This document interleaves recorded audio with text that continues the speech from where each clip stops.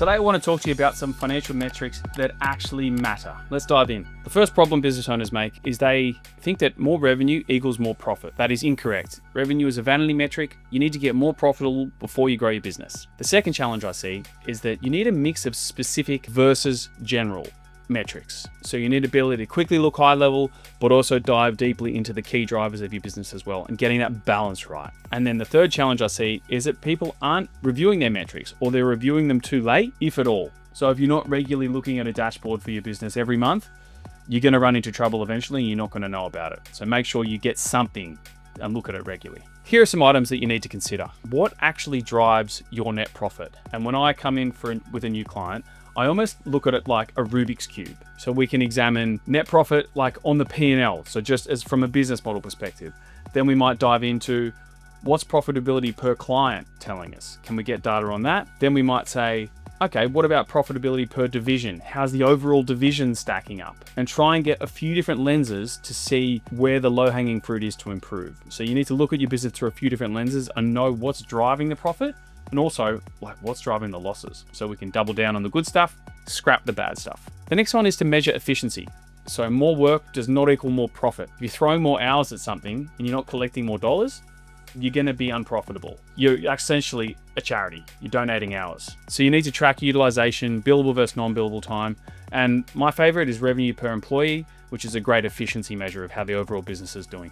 I like that one because it's super easy to calculate just from your P&L and your headcount. I can compare it across businesses to tell you how far you are on or off the mark. The next one is to use metrics to actually dictate action. So it's all well and good to look at fancy dashboards, but you actually need to act on them when the trend is telling you need to. So for example, if our revenue per headcount is too low or per full-time employee is too low, do we need to raise our price? Or do we need to improve our productivity?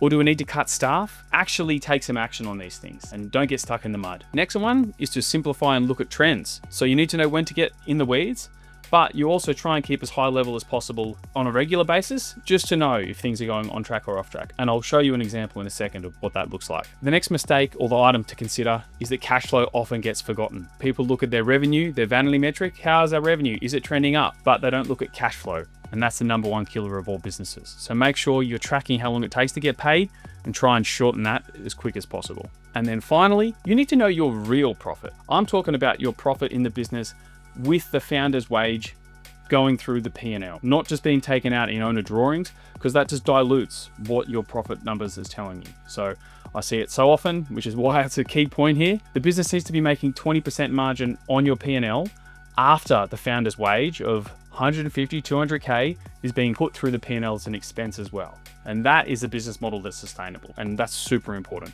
Here are those general metrics that I talked about that show you a trend over time. I call this the core four, and it helps you track over the past 12 months, how's our revenue tracking? How's our cash tracking over time versus that 3-month target that you can see there? How far on or off are we from our target? Then gross profit by dollars and by percentage to have a look at, are we trending up or down in that area, which shows how efficient we are in delivering our services. And then finally, operating profit, which is a key metric for me for my agencies, because in operating profit, I've stripped out any media spend they're collecting and, tax adjustments and things like that, and just looking at the core operations of the business. So those are really key high-level trends you should be keeping an eye on. The next is specific metrics. Now, I don't want you to get too overwhelmed with the number here. I often simplify it from this number. You don't need to look at all of these at once, but I'm just showing you an example, a platter, a sample size of what you could be looking at. The big three, you'll see, are very similar to that trend analysis: gross margin, net profit, and cash on hand. And then we've got some P&L metrics, our revenue growth over time, which shows where we're trending. And you can see a really important part of this dashboard that I provide clients. I show you your 12-month average, which kind of shows us actually how we're doing over the past 12 months and how does that compare to the past 3 months. And then comparing it to a goal of where we want to be.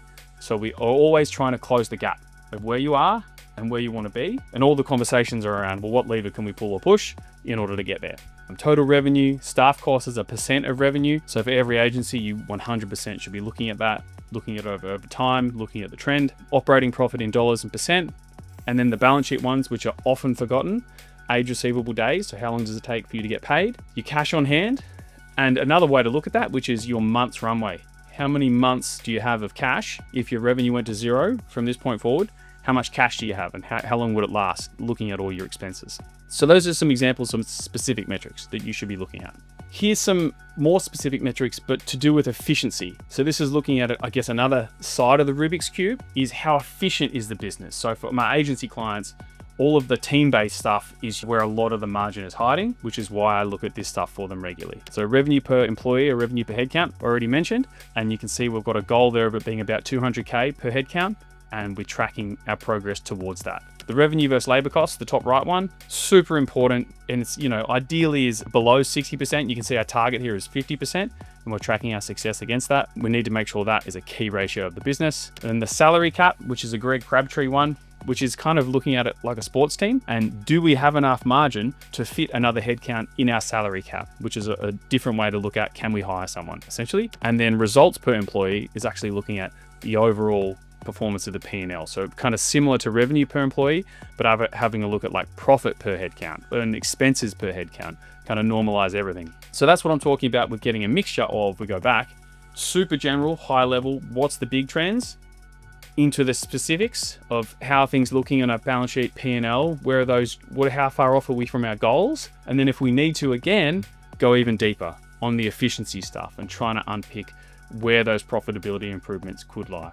So in conclusion, you need to use metrics to drive action. Don't just look at the pretty pictures, say they're nice, bury your head in the sand. Actually take action once you've seen them, and you need to just focus on the key ones that matter for your business at that point in time. So, and understand what levers you can pull or push to improve that metric as well. And finally, profit's a choice.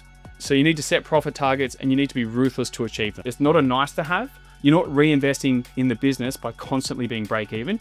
You're just proving that you can't run a profitable business. So put your wage in there and be ruthless about hitting 10, 15, 20% profit regularly to show that you got the discipline to do it, because it's a habit and it's a choice. It's not just something that magically happens. Often, sometimes when you have a good month and like, oh, profit appeared.